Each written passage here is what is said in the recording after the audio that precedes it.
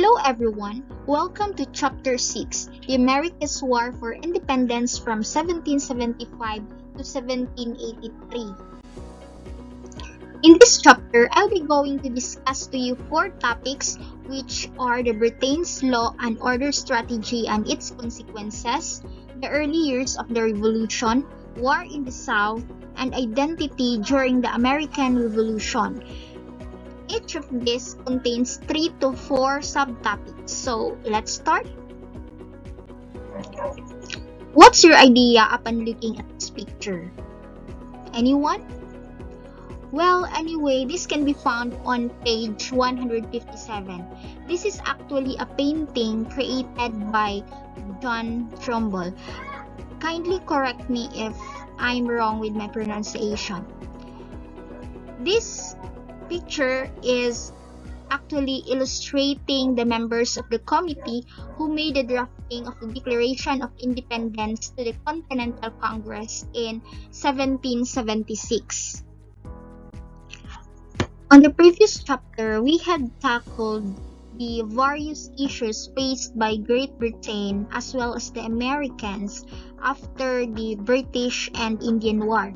There, we had also learned different causes leading to the bad relationship between British and American patriots. So in this section, we'll be going to learn about the Great Britain's response to the destruction of tea that led to the beginning of the American Revolution. So, come on, let's go!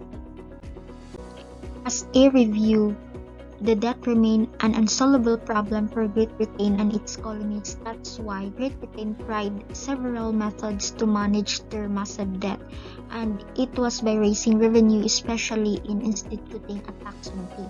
However, marami pa ring mga colonists as well as American colonists na ayaw sa pamamalakad na ito. Kaya naman, yung mga Sons of Liberty, they took violent measures, and Boston was the epicenter of the protest. Then, patriots protested the Tea Act, which among other provisions gave the East India Company a monopoly on tea.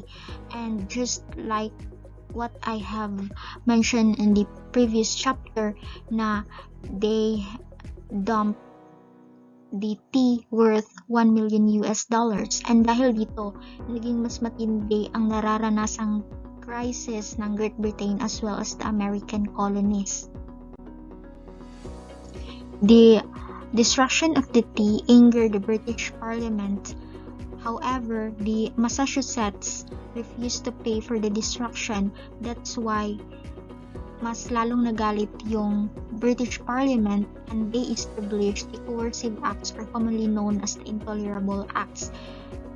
However, marami din yung nagalit dahil sa naging response ng British Parliament sa Massachusetts. That's why on September and October 1774, all colonies except Georgia participated in the First Continental Congress.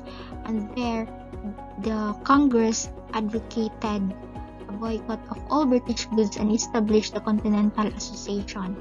And there, General Thomas Gage arrived in Boston as the new royal governor of the province of Massachusetts, enabled to restore law and order in Boston.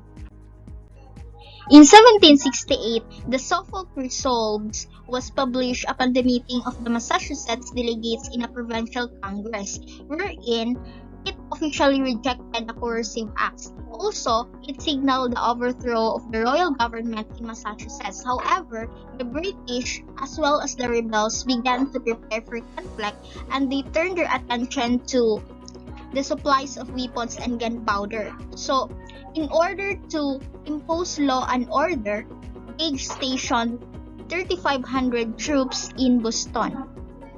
And he also seized munitions in Cambridge and Charlestown. However, they met Minutemen, mauto nga nailugan sila og mga weapons, and they were left empty-handed. On the other hand, in New Hampshire, Minutemen took over Fort William and many confiscated weapons and cannons. General Gage knew that it was at Concord, Massachusetts, where powder magazine has been stored, so he ordered his troops to seize those weapons. And Instructions from London called for the arrest of rebel leaders Samuel Adams and John Hancock. So this is Samuel Adams as well as John Hancock. That's why the troops of General Gage left Boston undercover. However, those riders let the militias know about the British plans. That's why Minutemen met the British troops and skirmished with them first at Lexington and then Concord. Then the British retreated to Boston. Over 4,000 militiamen took part in the skirmishes with British soldiers. Then 73 British soldiers and 49 patriots died during the British retreat to Boston. The Concord hymn in 1836 was the famous confrontation, beginning with the description of the shot heard round the world. After the battles of Lexington and Concord, New England fully mobilized for war. Then thousands of militias from towns throughout New England marched to Boston until it was surrounded by countless rebel forces. In May 1775, F.N. Allen and Colonel Benedict Arnold led a group of rebels against Fort Ticonderoga, and there they succeeded in capturing the fort cannons from Ticonderoga, and it were brought to Massachusetts and it was used to bolster the siege of Boston. Then in June, General Gage resolved to take Birds Hill and Bunker Hill.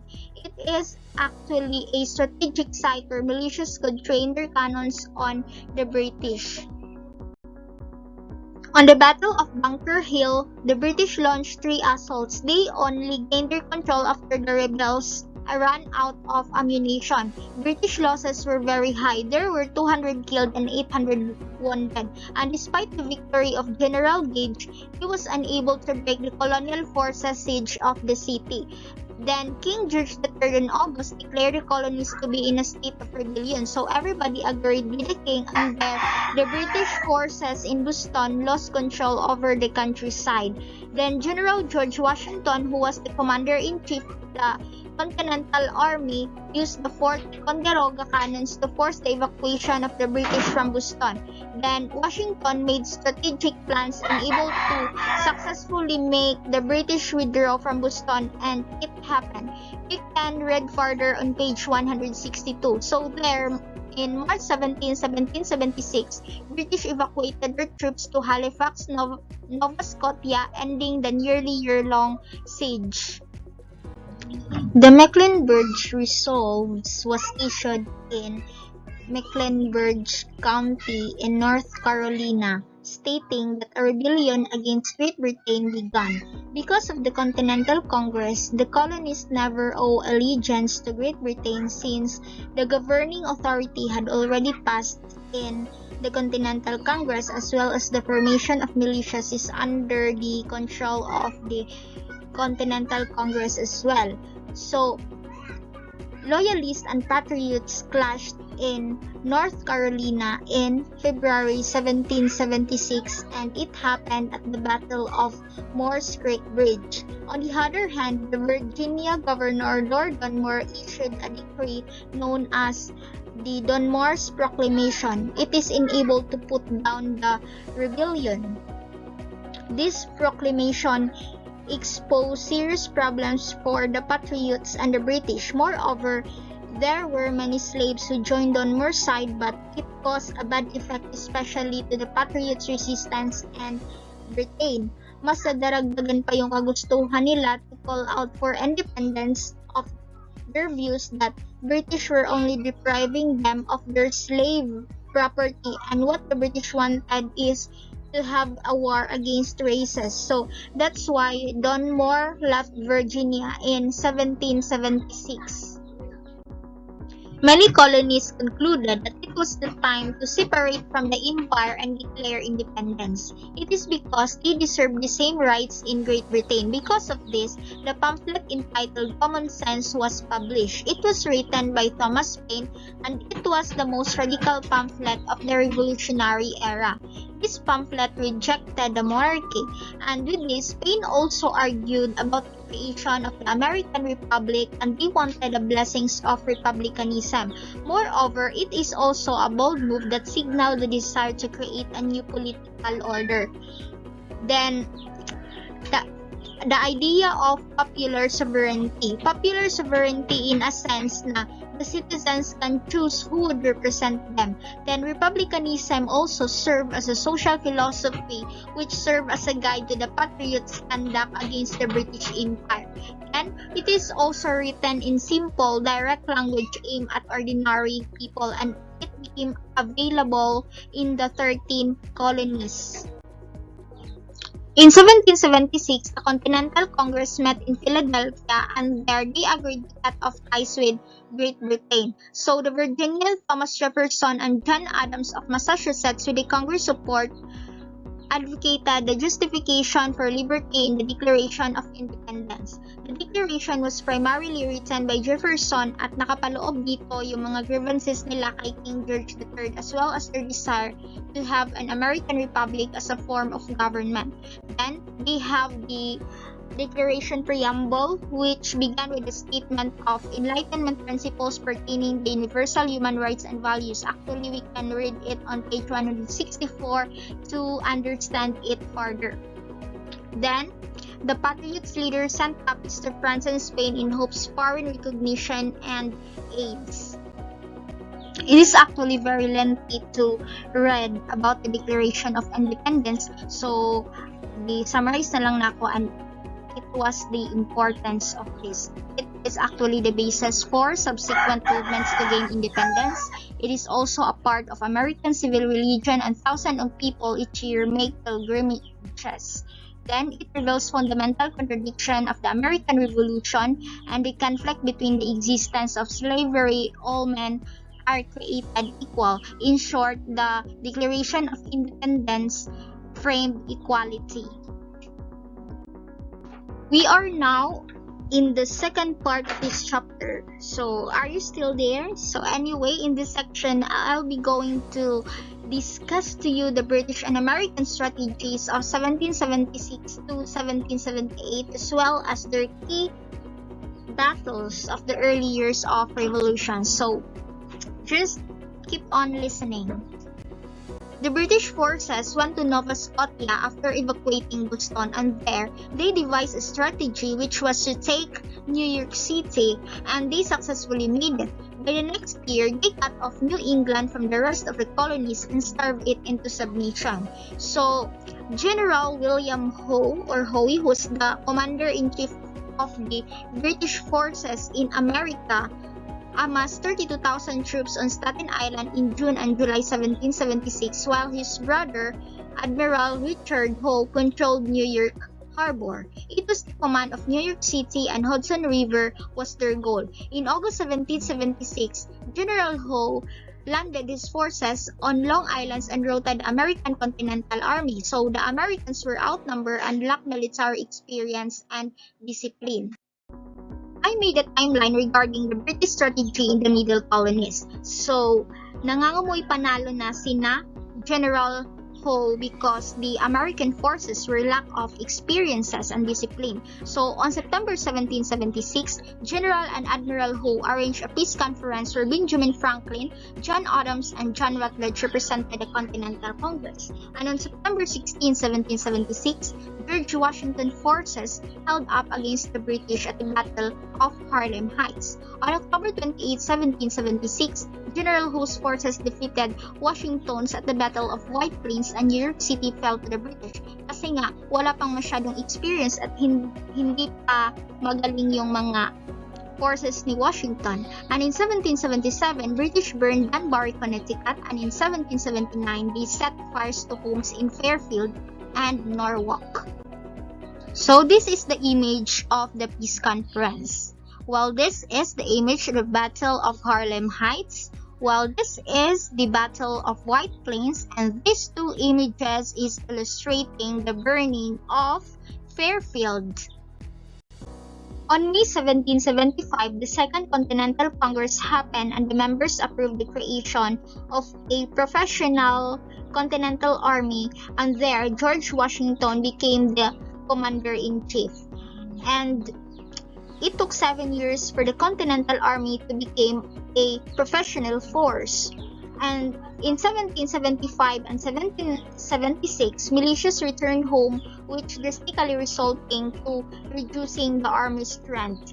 And by the late 1776 and early 1777, Washington broke with conventional 18th century militias tactics, and there he launched surprise strikes against the British forces in the winter quarters. And in Trenton, New Jersey, Washington led his soldiers across the Delaware River and surprised an encampment of Hessians. Hessians were hired by Great Britain to put down the American Rebellion. And in December 25, 1776 to December 26, Washington moved to Trenton kasi doon nag-set up ang mga Hessians, at dahil doon, he defeated those Hessians by surprise attacks. And by January 3, 1777, Washington achieved another victory at the Battle of Princeton. In August 1777, General Howe brought 15,000 British troops to Chesapeake Bay. There, the British defeated Washington soldiers in the Battle of Brandywine Creek, and they took Philadelphia, and they even forced the Continental Congress to flee.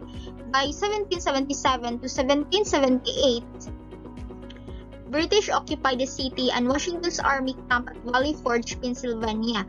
And there, Washington's forces also experienced hardships, whereas they experienced lack of supplies na naging dahilan upang mabawasan ang kanilang grupo since nagkasakit ang iba while the others died, and it happened during the winter season. So, on February 16, Washington wrote to George Clinton. There, sinabi niya kay George Clinton ang mga hardships na naranasan ng kanilang kampo, and we can actually read it on page 169, guys. Umabot pa ang balita sa Congress, kaya some wanted to replace Washington with a more conditioned leader. And by February 1778, assistance came to Washington and his soldiers in the form of a Friedrich Wilhelm von Steuben, who was a Prussian soldier. He was an experienced military man, and he is also capable, so he implemented a training course for Washington's troops. Then he successfully transformed the Continental Army into a strong and capable army to stand up against the British and Hessian soldiers. And the regulations for order and discipline of the troops of the United States serve as the drill manual to inform military practices in the U.S. By the fall of 1777, the British attempted to implement the plan led by George Germain and Lord North, and it is to implement the plan of severing New England from the other colonies with the combined forces of three armies. These were General John Burgoyne, nga ang iyang direction is padto sa south from Montreal. Then Colonel Barry St. Leger, iyahapod is east from Fort Oswego, and General Sir Henry Clinton nga padulong pud siya sa north from New York City. However, their plan to isolate New England was unsuccessful. It is because their forces were surrounded by colonial militias in Saratoga, New York.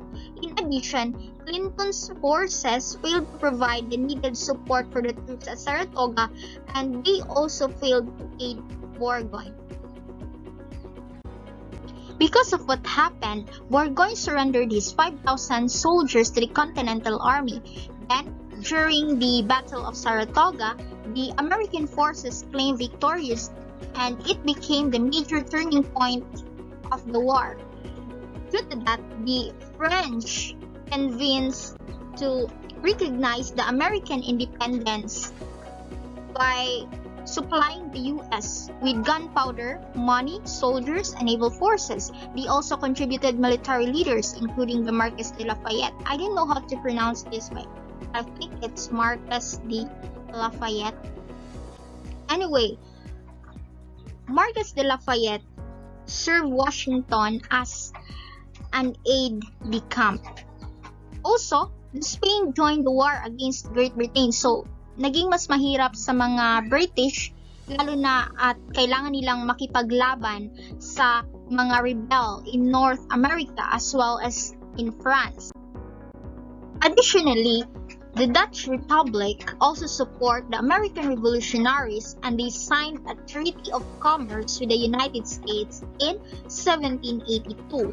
And by June 1778, the British force in Philadelphia evacuated and returned to New York City, and the British turned their attention to the South. So, ano yung plano ng mga British na i-isolate si New England? So, sa madaling sabi, di sila nagtagumpay doon. We're now here in the third part of this chapter, War in the South. In this section, we'll be going to learn what were the British strategies in the South as well as its results. In addition, we'll also learn about the American victories, the end of the war, and the main terms of the Treaty of Paris in 1783. So, though di nagtagumpay ang Great Britain sa kanilang plano, si King George III still demanded to brought the colonies to obedience. So, with that, they made a revision of their strategy by going to the southern colonies. So, bakit nga ba they turned their attention to the south instead? You're able to know, let's go to Georgia and South Carolina.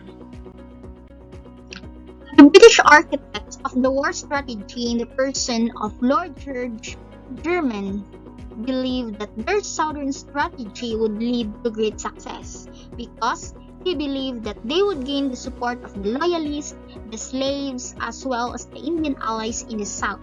So with that, the British began their southern campaign by capturing Savannah in December 1778. Savannah is the capital of Georgia, so there they regained political control in Georgia. After that, they turned their attention to South Carolina. Bakit waves of violence ang nilagay ko dito? Because there were revenge killings as well as destructions of property na nangyari dito as they are in the midst of revolution. In the siege of Charleston, the British triumphed kasi sinalakay nila ang mga Americans and they have 8,000 British armies. Kaya, si General Benjamin Lincoln surrendered his entire force, while General Sir Henry Clinton, commander of the military government in Charleston, ordered Charles Cornwallis to subdue the rest of the South Carolina. Because of what happened, the Continental Congress changed the leadership. They made General Horatio Gates in charge of American forces in the South, but General Gates was no better than General Lincoln, so at the Battle of Camden, he was forced by Cornwallis to retreat into North Carolina. So, ang nahitabo, napildi na sila. So, they changed the military leadership again, placing General Nathaniel Greene. And by 1781, the war turned in Americans' favor. General Greene devised a strategy to destroy the British forces and it worked. So, under General Morgan, the American forces defeat the British at the Battle of Cowpens. On March 1781, the British won on the Battle of Guilford Courthouse, but they suffered major losses. It was in 1781 when Cornwallis moved his army to Yorktown, Virginia. Yorktown was a tobacco port on a peninsula, and Cornwallis expected that rebel can't go in that area. However, the French and American force of 16,000 men sieged the peninsula. So, to make it short, in October 1781, the Battle of Yorktown began, which lasted 8 days. So, mauto, nadaog ang mga Americans. After the American victory, the British Parliament began peace negotiations by ending military operations against the rebels. They also evacuate the former American colonies in 1782. After that, Washington resigned as a commander-in-chief and go back to Virginia. On April 1782, informal negotiation in Paris happened. Then, Great Britain and the US finalized the treaty in 1783, signing the Treaty of Paris. This treaty recognized the independence of the United States, the western, eastern, northern, and southern boundaries of the nation. We can actually read this on page 175. Under the terms of this treaty, individual states were encouraged to stop from persecuting loyalists and to return their confiscated property. We're here now in the fourth section of this chapter, Identity during the American Revolution. In this section, we're going to identify the various groups that participated in the Revolutionary War. The first group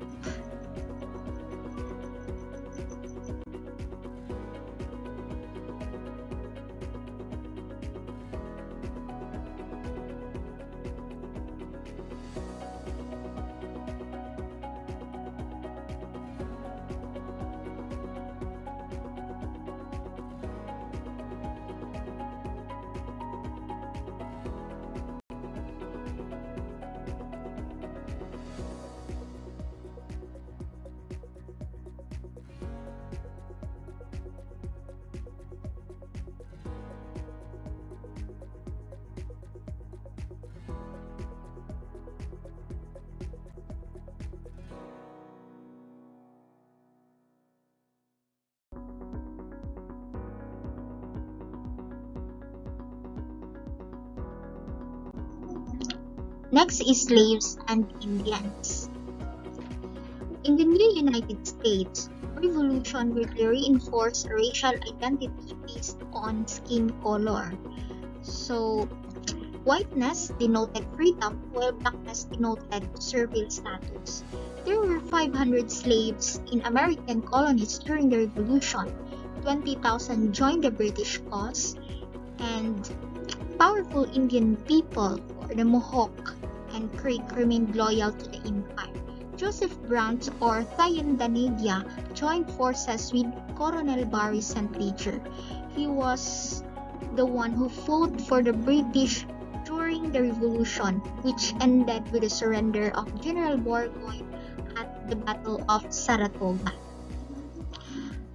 Then, after the defeat of Great Britain, the Treaty of Paris granted the United States massive amounts of British-owned regions. Supposedly, these lands were owned by the Indians. The third group were the Patriots. They were also called American Revolutionaries. They were consist of merchants, shoemakers, farmers, and sailors. They were brought together for a common cause. They experienced difficulties in so many ways, most especially in funding the war, whereas British could pay in gold and silver, while the Americans depend on paper money, which was the first American money called the Continental Currency, but it quickly fell in value. That's why it is called not worth a continental. The next group were women. They shouldered enormous domestic and child-rearing responsibilities. They were also expected to provide food and lodging and to nurse wounded soldiers. So, the Daughters of Liberty, which was an informal organization formed in the mid-1760s, opposing the British revenue-raising measures.